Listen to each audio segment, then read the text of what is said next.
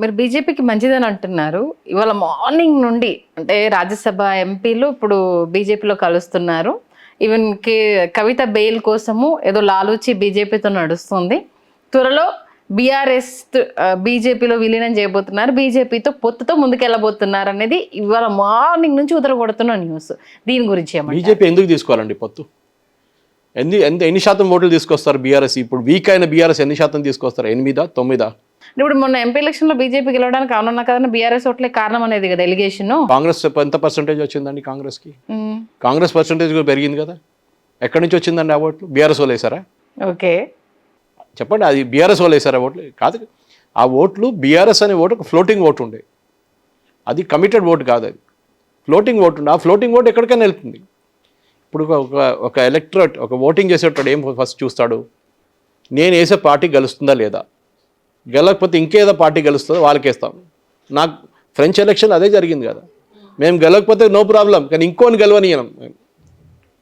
అది స్ట్రాటజీ అనమాట. సో ఈ బీఆర్ఎస్ వాళ్ళు బీజేపీలో వచ్చి చేరుతారు, కవిత బెయిల్ ఇదంతా పనికిరాదు. ఎందుకంటే ఒక పార్టీ వీక్ ఉన్నప్పుడు బాక్సింగ్లో చూస్తాం మనం, ఒకసారి వాడు కింద పడితే వాళ్ళు మళ్ళీ కొడతారు బాక్సర్, ఎందుకంటే వాళ్ళు ఇవ్వకూడదు మళ్ళీ. అదే స్ట్రాటజీ బీజేపీది. కేసీఆర్ని రేవంత్ రెడ్డి చూసుకుంటాడు. మేము ఎందుకు వెళ్ళి పుల్లలు పెట్టడము, మేము చేస్తే అంటారు మేమే సిబిఐని తీసుకొచ్చాం, మేమే ఈడీని తీసుకొచ్చాం. ఆయన ఇక్కడే చేసేస్తున్నాడు మొత్తం. ఆ ఫోన్ ట్యాపింగ్ తర్వాత జడ్జి పేరు చెప్పారు. ఇప్పుడు judge, high court judge phone tap చేశారు, ఆయన వైఫ్ కూడా చేశారని. సో ఇంకేం కావాలి ఇప్పుడు? సో ఆ politically KCR will be finished. దాని తర్వాత ఆయన ఫామ్ హౌస్లో కూర్చోవాల్సిందే, ఇంకేం పని లేదు. యాక్చువల్లీ అందరికన్నా మేమే దండం పెడుతున్నాం కేసీఆర్ గారికి, ఎందుకంటే మా రూట్లో మొత్తం జామ్ అవుతుండే డైలీ. అల్వాల్ వైపు ఆయన ఫామ్ హౌస్కి వెళ్తున్నాడు, పొద్దున పోతే ట్రాఫిక్ జామ్ లేదు మా ఏరియాలో. కొత్త ఫ్లైఓవర్ కడుతున్నారు రేవంత్ రెడ్డి గారు, మంచిది అది. సో పొలిటికలీ బీజేపీ జేడిఎస్తో ఏమైంది కర్ణాటకలో, అదే పరిస్థితి బీఆర్ఎస్తో కాబోతుంది. థర్డ్ పార్టీ అయిపోతుంది, అది కూడా very minuscule party. Okay, JDS మీద టార్గెట్ చేస్తున్నారు ఎవరు? కర్ణాటకలో కేసుల మీద కేసు ఎవరు వేస్తున్నారు? కాంగ్రెస్ వాళ్ళు వేస్తున్నారు. ఎందుకు వేస్తున్నారు? జేడిఎస్ని ఫినిష్ చేయడానికి. బీజేపీ వాళ్ళు ఏమైనా అంటున్నారో? నోరు మూసుకొని కూర్చున్నారు బీజేపీ వాళ్ళు అక్కడ, తల్లటలు పెడుతున్నారు, కామ్గా చూస్తున్నారు. వాడు ఫినిష్ అయితే వాడి ఓట్లు కూడా నాకు వచ్చేస్తాయి కదా. వాడు రేపు తల ఇచ్చి నేనే కుమారస్వామి వచ్చి నేను అది చేస్తాను ఇది చేస్తాను అని చెప్పడు కదా. వాడు తెలిసిపోయింది, వాడు నేను ఉండాల్సింది నోరు మూసుకొని ఇక్కడ ఉంటాను, కూర్చుంటాను, ఒక మినిస్టర్షిప్ అని వచ్చింది కదా, ఇంకా 5 సంవత్సరాలు దీంట్లో బతుకుతానని చెప్పేసి.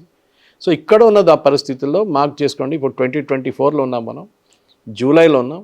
మీరు డిసెంబర్ దాకా చూడండి, కేసీఆర్ దగ్గర ఒక 5 or 6 ఎమ్మెల్యేలు ఉంటారు, 5 మంది ఉంటారు మ్యాక్సిమం. ఎంపీలు కూడా వెళ్ళిపోతారు, ఆయన చుట్టాలు ఉన్న 5 మంది అంటే ఇందులో 3 వాళ్ళే, అంటే విత్ కేసీఆర్ తో లోక్సభ 0 వాళ్ళకి, ఇంకో 3 అని అంటే రాజ్యసభ 1/3 ఎప్పుడైనా రిటైర్ అయిపోతారు ఎట్లయినా. సో రాజ్యసభ పట్టించుకోకర్లేదు, మీతో సీరియస్గా తీసుకోకర్లేదు.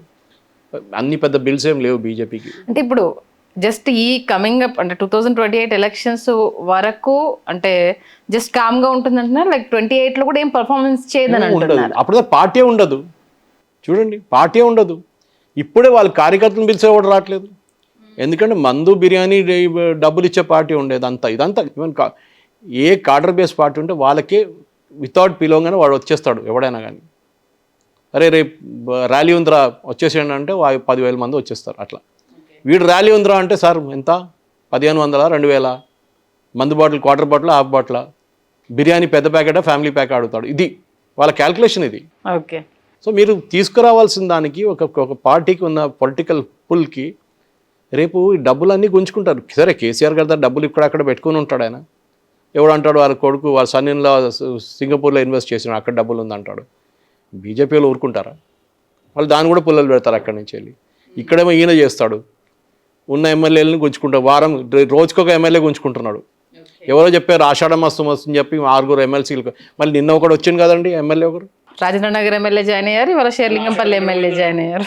ఈ ఆషాఢంతో ఏం పని లేదు. ఇది వీళ్ళు పోచారం శ్రీనివాసరెడ్డి స్పీకర్గా ఉండి ఈ ఎమ్మెల్యేలు, కాంగ్రెస్ ఎమ్మెల్యేలని వీళ్ళు కేసీఆర్ గుంజుకున్నప్పుడు ఏం చేయకుండా నిద్రపోయిన ఆయన ఇవాళ ఆయనే ఈ పార్టీలో జాయిన్ అయిపోయాడు. నేను అదే అడిగాను మొన్న ఒక ఛానల్ డిబేట్లో, అదర్ టైమ్స్ నో ఛానల్ అడిగారు ఇదే ప్రశ్న నాకు.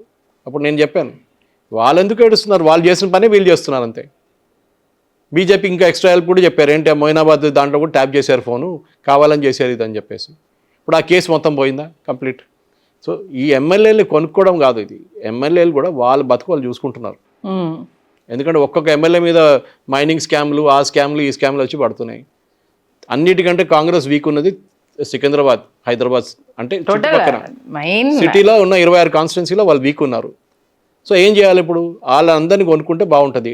దానం నాగేందర్ తీసుకున్నాడు, ఆయన ఎక్కడ కాంగ్రెస్ వాడే కదా ముందు, ఇక్కడి నుంచి వెళ్ళినోడే, వాపస్ ఇంటికి వచ్చిండు అంతే. సేమ్ థింగ్ ఆల్మోస్ట్ మన గ్రేటర్ లో గెలిచిన 10 మంది కూడా బీఆర్ఎస్ వాళ్ళు ఏం కాదు, వాళ్ళు టీడీపీ నుంచి బీఆర్ఎస్ అన్న ఎక్కడి నుంచి వచ్చిన టీడీపీ నుంచి వచ్చి ఉంటాడు, లేకుంటే కాంగ్రెస్ నుంచి వచ్చి ఉంటాడు. అంతే. కొత్త ఇక్కడి నుంచి తయారీగా రాలేదు కదా. మీరు అదే చూడండి, నాయుడు గారు ఓడిపోయిన తర్వాత కూడా, జైలుకి వెళ్ళిన తర్వాత కూడా ఆయన ఎలక్షన్ గెలిచాడు. అది గెలవడం కాదు, వైప్అవుట్ చేశారు. How did you do it? మీరు ఏమనుకుంటారు, ఎందుకు ఓడిపోయారు వైఎస్ జగన్ అని? అందరి దగ్గర అడిగితే కరప్షన్, అక్కడ కూడా అహంకారం ఉండే, నేనే నడిపిస్తాను, నేను ఒక్కడే. ఇక్కడ అట్లీస్ట్ 3 ఉన్నారు, 4 ఉన్నారు అనుకోవచ్చు కేసీఆర్ ఫ్యామిలీ, అక్కడ ఆయన ఒక్కరే. ఆయన ఒక సొంత సిస్టర్ని కూడా పట్టించుకోలేదు ఆయన. సో ఆ ఒక అరెగెన్స్ వచ్చినప్పుడు డెఫినెట్గా డౌన్ఫాల్ దాని వెనుకనే తిరిగి వస్తుంది. Okay, super sir. Next, please do subscribe to Telugu Rajyam channel. Please do subscribe to Telugu Rajyam channel. Please do subscribe to Telugu Rajyam channel. Hi అండి, నేను మీ ఆర్పీని, నెల్లూరు పెద్దారెడ్డి చేపల పులుసు ఓనర్ని. మీరు తెలుగు రాజ్యం అనే ఈ యూట్యూబ్ ఛానల్ సబ్స్క్రైబ్ చేసుకుని మంచి మంచి వీడియోలతో వస్తారు. Thank you so much. Hi people, I'm Sonakshi Verma and you please watch Telugu Rajyam and please subscribe to the channel.